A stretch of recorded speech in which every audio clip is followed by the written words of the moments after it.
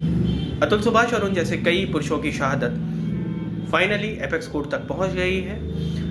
जे नारायण रत्ना की पीठ ने एक बहुत शानदार जजमेंट मैट्रिमोनियल मामलों से जुड़ा हुआ दिया है, जिसमें कई पॉइंट और ख़ास तौर से जो अब तक एक एलिमनी और मेंटेनेंस के नाम पे जो सरासर लूट चल रही थी और शादियों को धंधा बना दिया गया था, उस पर लगाम लगेगी।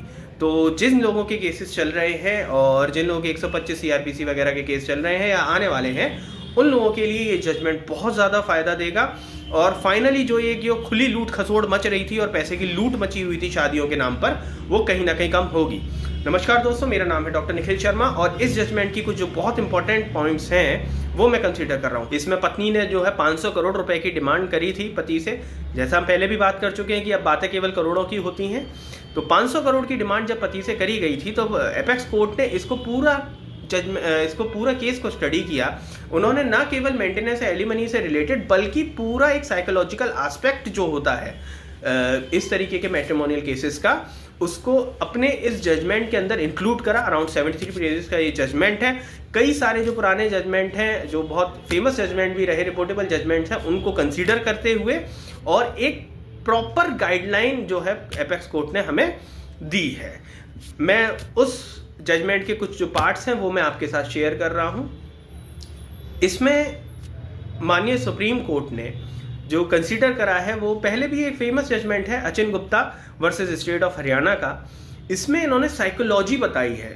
कोर्ट ने, जो एपेक्स कोर्ट है, उसने बताया है हमें कि क्या साइकोलॉजी होती है जब किसी तरह का कोई मैट्रिमोनियल डिस्प्यूट अराइज होता है। आजकल की जो साइकोलॉजी, धंधा जो चल रहा है, वो किस तरीके से चल रहा है। एपेक्स कोर्ट इसमें कहता है, the first thing that come in the mind of the wife, her parent and her relative is the police.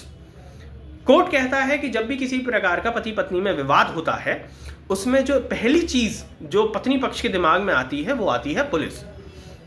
वो पुलिस के पास जाते हैं, एफआईआर दर्ज कराते हैं और आपके सिर पे पूरा जो 498 वगैरह का पैकेज है वो आ जाता है। फिर आप उसको मैनेज करने में, फिर मुकदमेबाजी में, फिर हैरेसमेंट आपका वहां से फुल शुरू हो जाता है।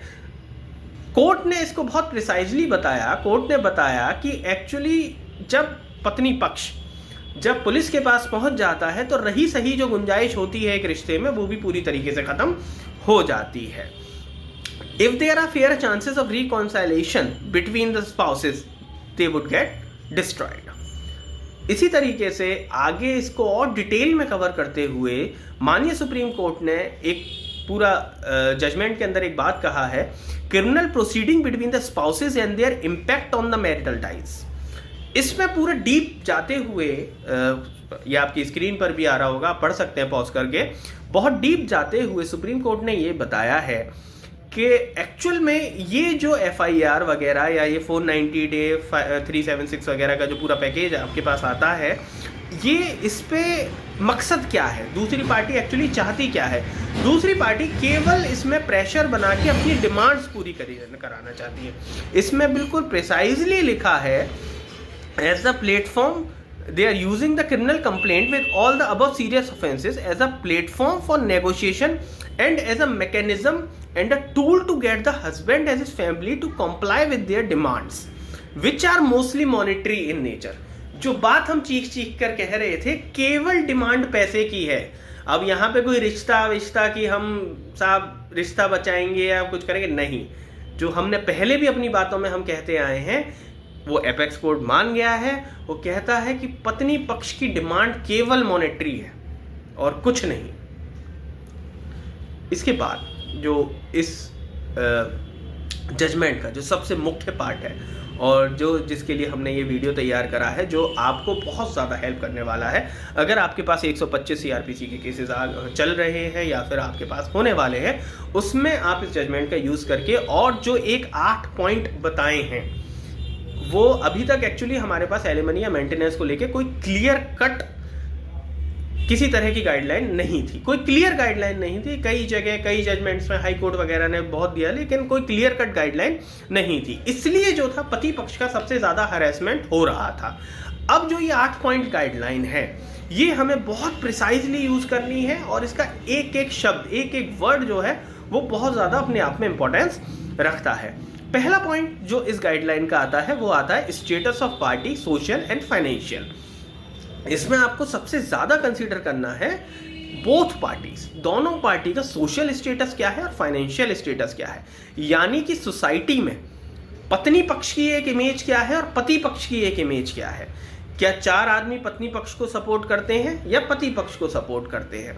एज वेल एज फाइनेंशियली क्या किसी तरह की कोई लायबिलिटीज पत्नी पक्ष में है या पति पक्ष में है। कई बार ऐसा देखा गया है कि पत्नी पक्ष में बहुत ज़्यादा लोन होता है, बैंकरप्ट होते हैं, तो वो उसको अपना कमाई जो पति से कमाने वाली है औरत एलिमनी के नाम पर, वो वहाँ पर खर्च करती है या अपने शौक मौज में, वो भी बात कंसीडर करी गई है, वो कंसीडर करती है। तो पहला पॉइंट आपको ये देता है। दूसरा पॉइंट जो आता है उसमें एक बहुत जो पहले अंधा चल रहा था ना, जो हमने बात करी कि करोड़ों रुपए मांगे जाते थे, इसमें सेकंड पॉइंट जो बहुत इंपॉर्टेंट पॉइंट है, उसने कहा है reasonable need of the wife and dependent children. Reasonable need का मतलब ये है कि आपके शौक मौज और अय्याशियों के खर्चे पति के द्वारा नहीं दिए जाएंगे। आपकी जो रीजनेबल नीड्स हैं केवल वही कंसीडर करी जा सकती हैं। रीजनेबल नीड में जो आता है वो आपके पास रोटी कपड़ा मकान, जो आपकी बेसिक नीड्स हैं, केवल वही आपके पास आएंगी। ठीक है ना। तीसरा जो पॉइंट है वो है आपके पास qualification and employment status of both the parties. ये बहुत इंपॉर्टेंट पॉइंट है। कई बार, और हालांकि 1-2 जजमेंट अभी हाल ही में आए हैं जिसमें ये देखा गया है, देखिए वैसे तो अगर एम्प्लॉयड वाइफ है तो बहुत वेल एंड गुड, आपके ऊपर कुछ नहीं होने वाला। कई बार ऐसा देखा गया है कि वेल एजुकेटेड वाइफ है और केवल एलिमनी कमाने के लिए, एलिमनी लेने के लिए, मेंटेनेंस लेने के लिए वो जॉब वॉब नहीं कर रही, वो घर पे बैठ जाती है। इसमें एजुकेशन भी कंसीडर करी गई है। अभी हाल ही का एक जजमेंट था, उसमें जो वाइफ थी वो MSc थी और लेकिन वो जॉब वगैरह नहीं कर रही थी, तो कोर्ट ने कहा कि ठीक है, हम 1 साल तक तुम्हें मेंटेनेंस दिलवाएंगे, तब तक तुम अपने लिए जॉब ढूंढ लो, है ना। ऐसा नहीं है कि आप क्वालिफाइड भी हैं लेकिन आप काम नहीं कर रहे और केवल पति के द्वारा दिए पैसों पर आप ऐश करना चाहते हैं। जो चौथा पॉइंट है, इंडिपेंडेंट इनकम और asset owned by the both parties. दोनों पार्टीज की इंडिपेंडेंट इनकम क्या है, क्या पत्नी कितना कमा रही है और पति कितना कमा रहा है, एज वेल एज उनके अपने एसेट, उनके नाम पे जो गाड़ी हैं, जो आपके पास प्रॉपर्टीज हैं, वो सब आपके पास क्या है, वो सारी कंसीडर होती हैं। 5th पॉइंट जो इसमें है वो है maintain standard of living as in the matrimonial home. ये बहुत इंपॉर्टेंट पॉइंट है। अक्सर देखा गया है, आपकी शादी हुई, लड़की की शादी हुई, अब आपका हस्बैंड का एक जो फाइनेंशियल स्टेटस बोल लीजिए या स्टैंडर्ड ऑफ लिविंग है, वो मान लीजिए कि वो आपको स्कूटर पे घुमाता है, आपको बाइक पे घुमाता है। आपका विवाद हुआ, आप अपने घर गए और आपने तुरंत कहा कि नहीं साहब, मैं तो अब 4 व्हीलर में ही घूमूंगी, मुझे घूमने के लिए मर्सिडीज चाहिए। तो साहब, अब आपकी जो मर्सिडीज की और जो आपकी 4 व्हीलर की डिमांड थी, वो पति अपना पेट काट के आपके अय्याशियों के खर्चे नहीं देगा, है ना। कई बार स्टैंडर्ड ऑफ लिविंग में सारी चीज़ें आती हैं। लेट अस से आपके घर पे खाना बनता था, खाना खाते थे, पत्नी अपने घर गई, अब वो कह रही है कि साहब मुझे 5 स्टार में ही खाना खाना है हर शाम और मेरा बिल जो है वो मेरा पति चुकाएगा। तो वो सारे जो अंधेर गर्दी एक तरीके से लूट खुलेआम चल रही थी, वो अब इसमें रुक चुकी है। नेक्स्ट जो 6 पॉइंट आता है वो आता है any employment sacrifices made for the family responsibility.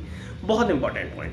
अक्सर देखा गया है जब इस तरीके के विवाद उत्पन्न होते हैं तो क्या, और ये तो फैमिली कोर्ट भी इस चीज़ को काफ़ी चीज़ों में कंसीडर करती है कि आपकी तरफ से पत्नी पक्ष पुलिस के पास तो बहुत जल्दी पहुंच जाता है, लेकिन वो जब मुकदमे चलते हैं, केस चलते हैं, तो पूछता है आपकी तरफ से रिकॉन्साइल होने के क्या अटेम्प्ट करे गए, आपकी तरफ से क्या करा गया, कोई सेक्रीफाइस आपने करा। जैसे पति से भी पूछा जाएगा, पत्नी से भी। पति बताता है साहब मैंने ये करा अपनी पत्नी को वापस लाने के लिए, मैं इसको फ़ोन करता था, मैं इसके पास जाता था, मैं मिलने जाता था, लेकिन वो नहीं आ रही थी। इसी तरीके से पत्नी पक्ष से भी पूछा जाएगा कि क्या आपने किसी तरह का कोई एम्प्लॉयमेंट सेक्रीफाइस वगैरह करा, क्या आपने कभी सोचा कि मैं थोड़ा सा अपनी जॉब वगैरह छोड़ के अपने घर को संभाल लूँ। ये सारी बातें जो है अब कंसीडर आपके केस में करी जाएंगी। नेक्स्ट 7th पॉइंट जो इस जजमेंट का आता है वो ये आता है reasonable litigation cost for the non working wife. अगर वाइफ आपकी नॉन वर्किंग है तो लिटिगेशन कॉस्ट उसमें कंसीडर करी जाएगी। 8th पॉइंट और बहुत बढ़िया पॉइंट जो आता है वो आता है financial capacity of the husband, his income, maintenance obligation and liabilities.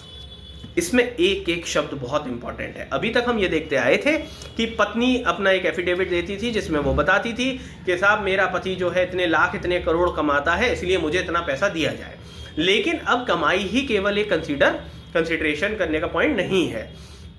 कमाई के साथ साथ उसकी लाइबिलिटीज और क्या क्या है, उसके मेंटेनेंस क्या क्या है। लेट अस से उसके एक बूढ़े माँ बाप हैं, उनका मेंटेनेंस, उनके खाने पीने का खर्चा, उनकी दवाइयों का खर्चा, उनके हॉस्पिटल बिल्स, लाइबिलिटीज़। अगर वो प्राइवेट जॉब में है, वर्क में है या बिजनेस करता है तो उसके नीचे जो एम्प्लॉयज़ हैं उनकी सैलरीज वगैरह, या फिर अगर वो किसी रेंटेड स्पेस में रहता है उस खर्चा उसका पास कितना है, वो ट्रैवल कर रहा है उसके पेट्रोल का खर्चा कितना है, ये सारी चीज़ें अब कंसीडर करी जाएंगी।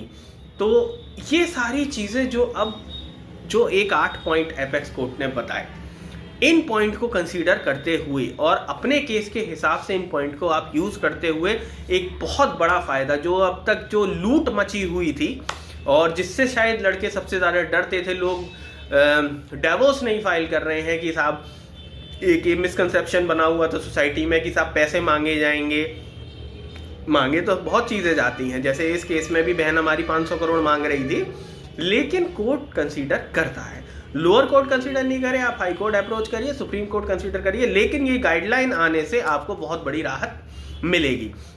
इसी के साथ साथ अभी पिछले कुछ दिनों में 498A क्वेश्चन के ऊपर सुप्रीम कोर्ट ने बहुत संज्ञान लेते हुए और 498A क्वेश्चन करी हैं, जो भी उसमें भी वो जजमेंट है, बहुत इंपॉर्टेंट जजमेंट है, मैं भी स्टडी कर रहा हूँ और अगले वीडियो में मैं 498A क्वेश्चन के ऊपर भी जो इतनी भी बातें हैं वो आपके साथ शेयर करूँगा। धन्यवाद।